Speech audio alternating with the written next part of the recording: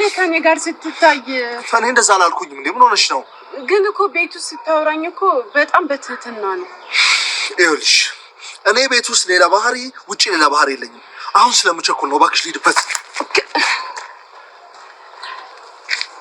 አይገባ እሺ ምንድነው ጥፋቴ ቢያንስ ጥፋቴን ንገረኛ ይኸውልህ ፍራቴ ነበር እንኳን ደስ ያለ የፈራው ደረሰ እሺ ቤትሽ ድረስ መጣው አላስገባም ማለት ምን ላድርግ ታዲያ ጉድጓድ ግባ እኔ ጉድጓድ ግባ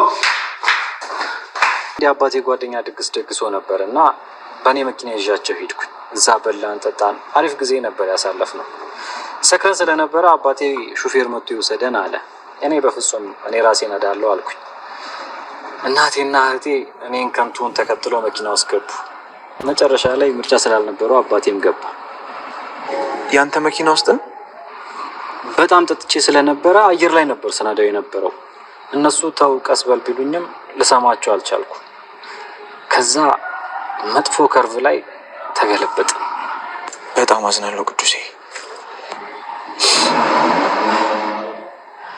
ከዛማ ከኮማ ስነቃ እኔ ብቻ ነኝ ያለሁት እናቴም አባቴም እህቴም የሉም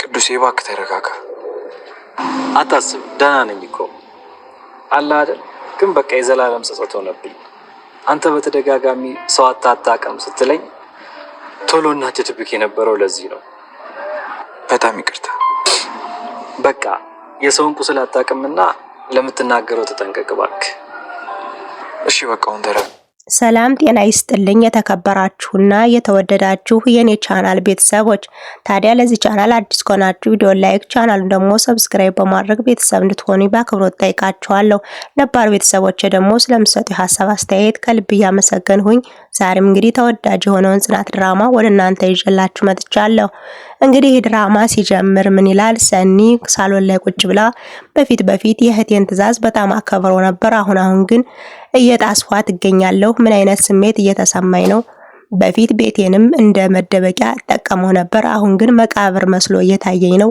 በውስጤ ላይ ምን እንደተፈጠረ ምንም ማቀው ነገር የለኝም ንጉሳይ ፈሪዋ ህሌና ከነጽናት አልጋ ላይ ተኝታ ነበር ጽናትም ቀስቅሳ ይኮ የክሩቤልና የኔ አልጋ ነው እንዴት ከዚህ ጋር ትተኛለሽ ትላታለች እኔኮ ከዚህ የተሻለ ምን ሌላ ቆጣላችሁ ወየት ይጀልተኛ ያለችም ስትከራከራት ነበር አንቺ ተነሽ ከማትቀሰቀሽበት ቦታ ስተኝ እኮ ነው የማልቀሰቅስሽ ትላታለች ምክንያቱም ሴተኛዋ ከዚህ በኋላ ሰው ሲተኛ አትቀስቅሽ ስላለቻት ይሄንን መልስ መልሳላታለች ወይ ከክብሩን አልጋተኝ ወይም ደግሞ ከሳሎን ተኝ ያለቻት ነበር ሳሎን ሄደው የመጣው ሁሉ ያየኝ ስለሆነ መተኛት አልፈልግም ከክብሩንም ከመኝታ ቤት ውስጥ ተኛ ደስ አላለውም ያለች ስትነግራት ነበር ጽናትም በይተነሻውን ኪራስ አይመጣ አልጋውን አስተካክለው ብላ ታስተነሳታለች እንግዲህ እቺ ልጅ ይሆንና የማይሆን ለይታ አታቅም ወይ ያለች ጽናትም ጥያቄ ሲፈጥርባት ነበር በሌላ በኩል ከሰኒ ቤት ክብሩን አምርቶ ነበር እያወራትም ነበር እንዴት ነሽ ሲላትም ጸጥ አለችው በዚህ ምሽት ምን ታረጋለህ ምን ልታረግ መጣህ ትለዋለች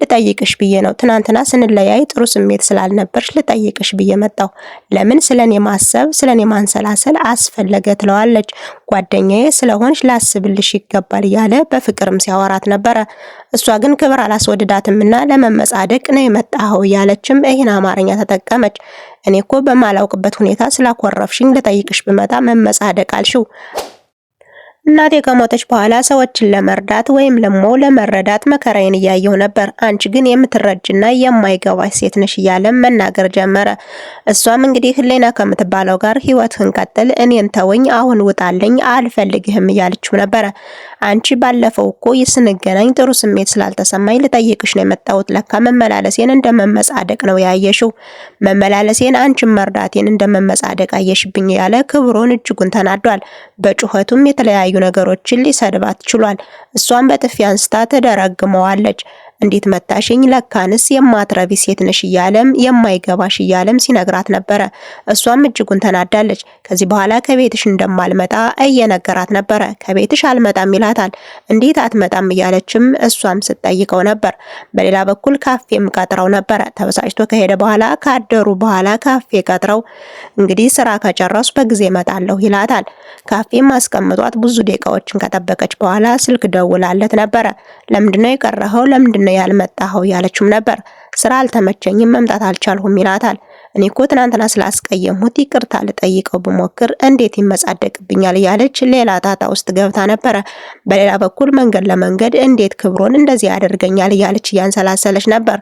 ሻይ ቡናውን ከተጠቀመች በኋላ ወጣ ሄዳ አስፓልት ለአስፓልት ብቻዋን ስትጓዝም ነበረ። እንግዲህ ቅዱሴ አስፓልት ላይ አግኝቷት ምንድነው ዛሬ ብቻሽን እያንሰላሰልሽ የሚተጁ? እግርሽን ከዚህ ሌላ ጊዜ ትጠቀሚበታለሽ፣ ጫማሽንም ቆጥቢው ነው አሁን ግቢና ልሸኝሽ ሲላትም ነበር። ቅዱስ ምን ሆነሽ ነው? አንድ እርምጃ ቃርዘዝ እያልሽ ተራምደሽ መልሰሽ ትቆሚያለሽ እያላትም ነበረ። እሷም የጥሞና ጊዜ ውስጥ ነበርኩ ለዛ ነው እንግዲህ የትገዛ ጊዜ እንዳይሆን እንጂ ይሄ ሁሉ ቀላል ነው እያለ እየተቀላለዱም እየሸኛት ነበረ። በሌላ በኩል ደግሞ ከነጽናት ቤት መጣ ነበረ። እንግዲህ ከነጽናት ቤት መጣ። ሰኒ ጥሩ ስሜት አልተሰማሽም? ምን ሆነሽ ነው ትላለች ጽናት። ምንም አይደለም ደህና ነኝ። እንግዲህ እቺ ልጅ እናንተ ቤት ምን አዲስ ነገር አለ? ምን እየተፈጠረ ነው ትላታለች።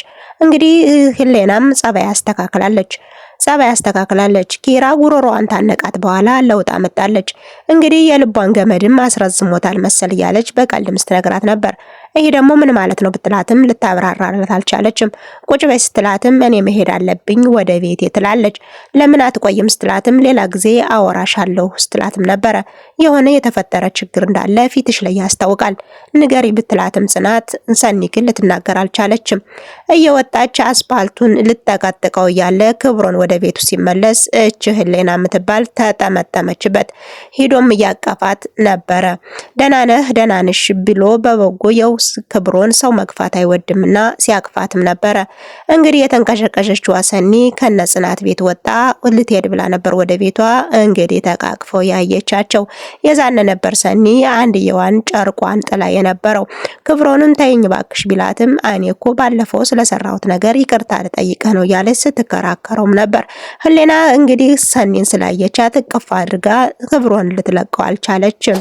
ክብሮን የህሌናን እጅ መንጭቆ ወደ ሰኒ እያመራ ነበረ። እየሮጠ ሲሄድም ሰኒ አመልጣ ከቤቷ ገብታለች።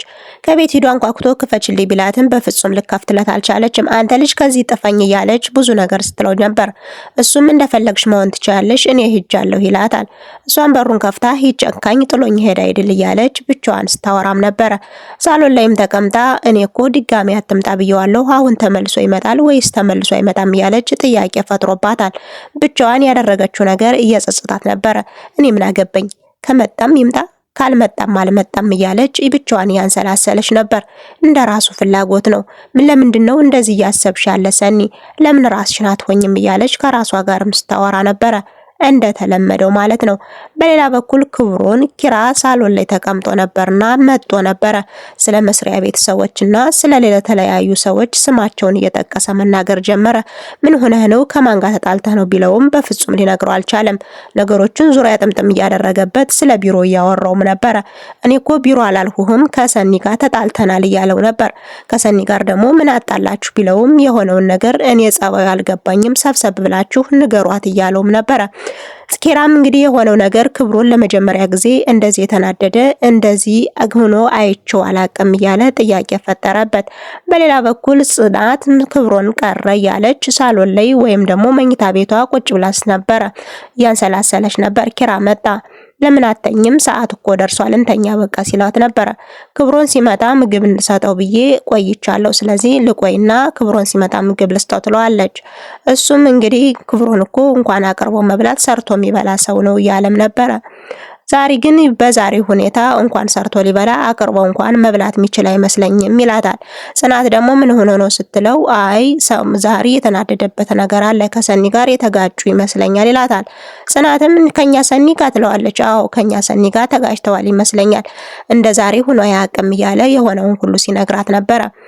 እሷም እንግዲህ ሴቶች እናንተ ማበሳጨት ጀምራችኋል። እናንተ ሴቶች ክብሮን ታበሳጫችሁትማ በማህበር ነው የሆነ ነገር የምታረጉን ይላል። እንዴ እኔንም ያካትታል ስትለውም አይ አንቺማ የኔ ንግስት ነሽ ምንም ነገር አታረጊም እያለ ስለሷ ጥሩነት እየነገራትም ነበር። እኔ እኮ ሴት ነን አንተ እኮ በጀምላ ነው እየሰደብከን ያለኸው ያለች ተረትና ምሳሌ ቤት አትወልውይ የተባለችው ምሩ ቤት እየወለወለች ነበረ። ናሆሜ መጣ። መጥረጊያውንም ከቆመችበት ጣለችው። ለምንድነው እኔ የሚያረጋጋ ነገር አንድ ነገር የማታደርጊው? እዛ ሁኜ እኮ አንቺን ብቻ ነው ማስበው። ለምንድነው አመማት አላመማት እያልሁኝ ሁሌ የምጨነቀው? ለምንድነው እኔ የምትወጂ ከሆነ ራስሽን የማትንከባከብ እያለች ጮህባት ነበር። ናሆሜ አንተ ተረጋጋ፣ እኔ እኮ ስራ መጥተህ ስራ ስትሰራ ጥሩ ስሜት አይሰማኝም፣ በዛ ላይ ምንም ሳልሰራ ቀኑ አይመሽልኝም እያለች ስታወራውም ነበር። እኔ ራስሽን ጠብቂ፣ ራስሽን ተንከባከቢ፣ ስታመሚ በጣም እጨናነቃለሁ፣ እኔ አፈቅርሻለሁ፣ ያላንቺ መኖር አልችልም፣ ያምብኛል፣ ስራ አትስሪ እያለ ሲከራከራትም ነበር። በሌላ በኩል እንግዲህ ያች ሴተኛዋ ቫዝሊና መጣ ክብሮንን ማሳጅ አድርገኝ ትለዋለች። የሆነ አንገቴን እየጨመገገኝ ነው ማሳጅ አድርግልኝ፣ ማሳጅ ቤት ሂጂ በሙቅ ውሃ ታጠቢ ብትባልም በፍጹም አልሰማም፣ ቫዝሊን ላምጣና እሸኝ እያለችው ነበር።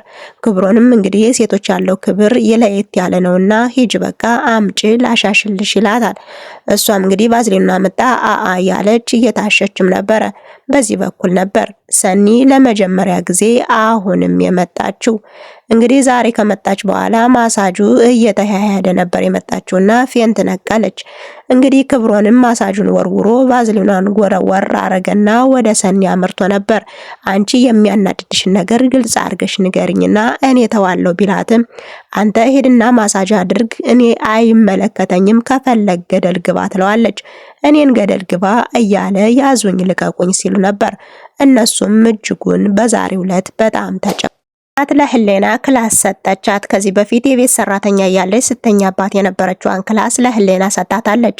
አለኔ ምቹ ቦታን የሰጠሽኝ ይበቃኛል፣ አንዲት ሴተኛ ዳሪ ከቤትሽ አስጠግተሽ እንደዚህ ማድረግሽ በጣም ጥሩ ሰው ነሽ እያለች ስታመሰግናትም ነበር። ጽናትም አዎ ለኔ ምቹ ቦታን የሰጠሽ ስትላት እኔ ክላሴን በጣም ነበር የምወዳት፣ አንቺ ከዛ ነው ስተኛ ነበር ወይ አሁን እንዴት ሆነሽ የቤት እመቤት ሆንሽ ስትላትም ነበር። ይህን ታሪኩን ሌላ ጊዜ ያጫውትሻለሁ፣ ታሪኩ ረጅም ነው ብላ በዚሁ ተለያዩ። እርዘም ያለ ታሪክ ባልወድም እጠብቅሻለሁ ትላለች ሴተኛዋ። ቅዱሴ ሁሉንም ነገር ለኪራ ነገረው። ስለ ቤተሰቦቹ አሟሟት አንድም ሳይደብቅ ነገረው። ልጅ ያለው በጣም ካደኩ በኋላ መኪና ተገዛልኝ፣ መኪና ግዙልኝ ብዬ ስጠይቃቸው ቤተሰቦች ስለነበራቸው ብዙም አላመነቱም። መኪና ከተገዛልኝ በኋላ የሚይዘውና የሚጨብጠውን አሳጣኝ። አንድ ቀን የአባቴ ጓደኛ ዝግጅት አዘጋጅቶ በእኔ መኪና ነበር ይዣቸው የሄድሁት።